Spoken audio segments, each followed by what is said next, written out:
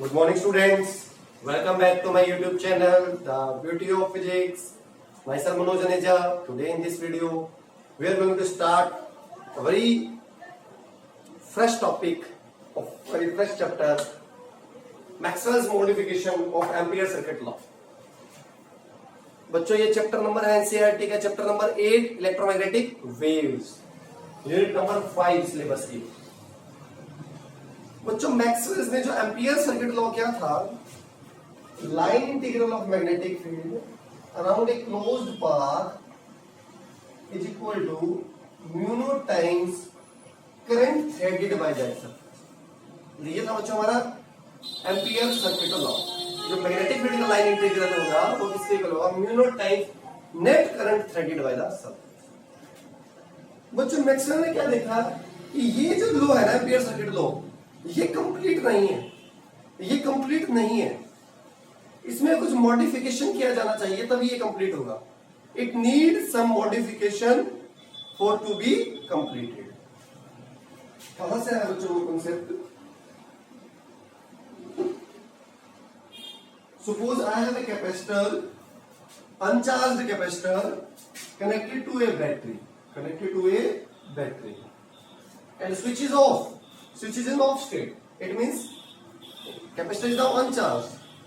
When it's on the switch, current starts flowing through the connecting wires. बच्चों जैसे ही मैं switch on करूंगा current flow होना start हो जाएगी and capacitor starts charging. Capacitor starts charging.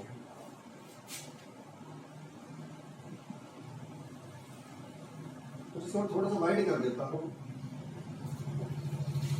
अब बच्चों उसने क्या देखा, उसने क्या देखा,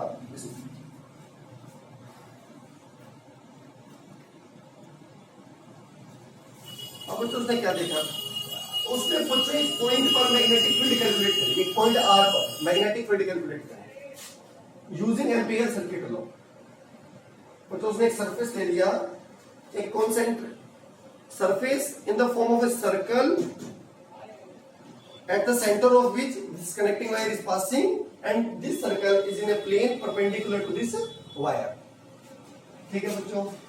अब बच्चों हमें पता है राइट हैंड थंब रूल से magnetic field at each point of this loop is tangential and in the same direction of length element. It means बच्चों बी और डीएल के बीच में कितना एंगल होगा, A B A dot B क्या होता है, A B cos theta 0 degree mu naught है। अच्छा cos 0 कितना होता है 1, cos 0 कितना होता है बच्चों 1। बी का बच्चों बाहर ले लूं मैं म्यू नॉट। बच्चों छोटे छोटे लेंथ एलिमेंट्स को मैं ऐड करता जाऊं, इंटीग्रेशन इज कंटीन्यूअस एडिशन, तो मुझे क्या मिलेगी, इसकी सर्कमफेरेंस, इसकी क्या मिलेगी circumference 2 pi. Suppose it's radius small r 2 pi r. तो जो बी कितना आ गया mu naught I upon 2 pi r. तो बच्चों यहाँ पे आर में फील्ड आ रही है mu naught I upon 2 pi r, इसे कहीं साइड में लिख देते हैं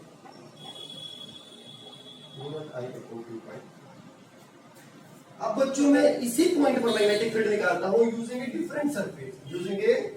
डिफरेंट सरफेस। मैं कैसी भी सरफेस निकालो मैग्नेटिक फील्ड तो सेम आनी चाहिए। अब बच्चों मैं कैसे सरफेस लेता हूँ, एक बच्चों इसको रीड्रॉ करता हूँ। बच्चों मैं थोड़ा कैपेसिटर बड़ा दिखाना चाहता हूँ, बेहतरीन।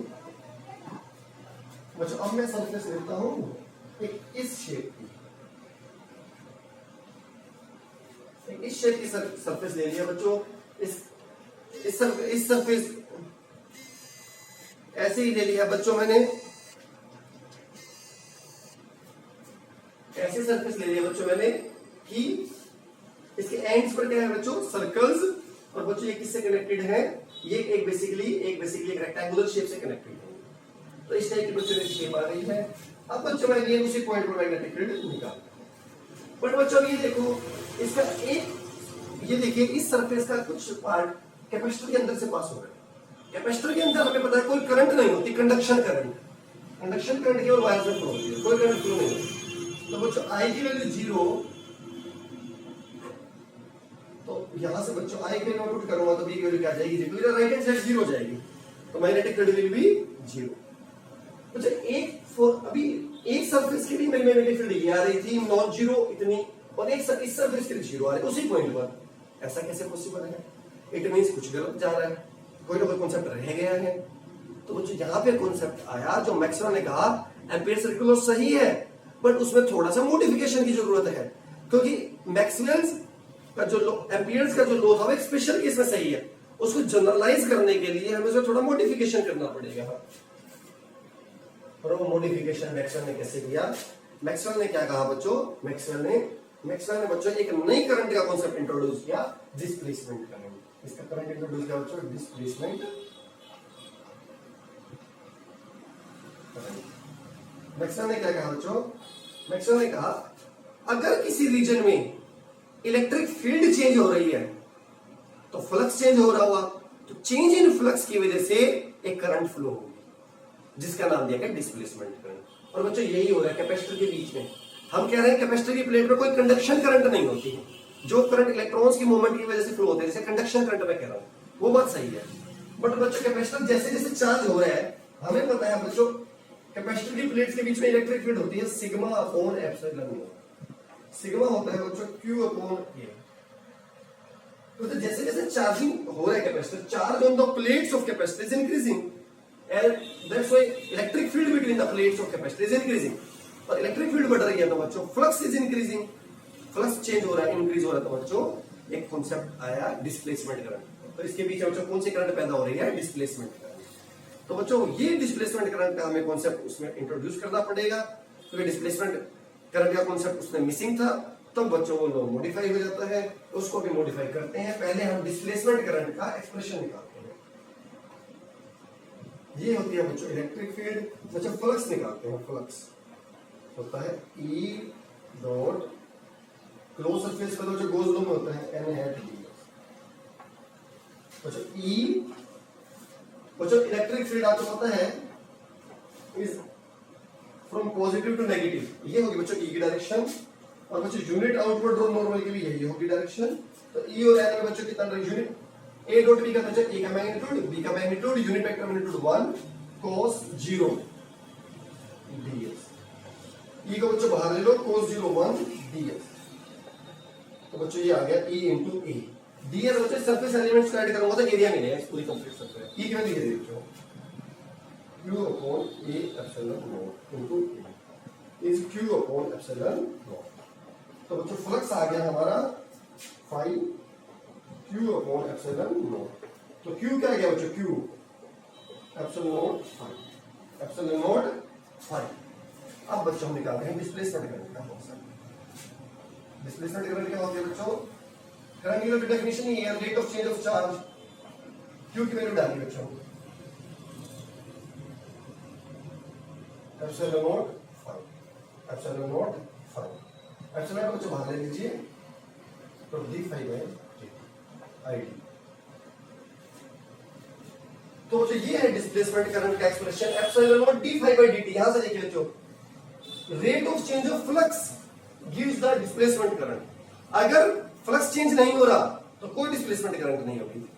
ओके, अब जो इसके प्लेट्स के बीच में field is increasing, the flux is increasing, that's why displacement current is there.